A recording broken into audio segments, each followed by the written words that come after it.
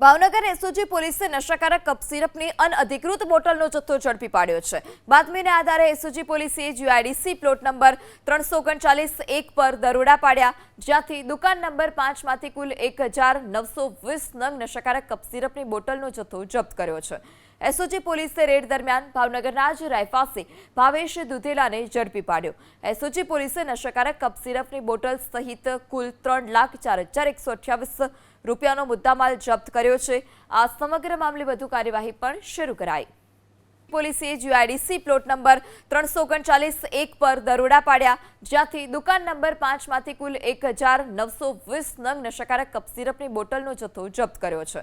SOG પોલીસે red દરમિયાન ભાવનગરના જ રહેવાસી ભાવેશ દુધેલાને ઝડપી પાડ્યો। એસઓજી પોલીસે નશાકારક કપ સિરપની બોટલ સહિત કુલ 3,04,128 રૂપિયાનો મુદ્દામાલ જપ્ત કર્યો છે। આ સમગ્ર મામલે વધુ કાર્યવાહી પણ શરૂ કરાઈ।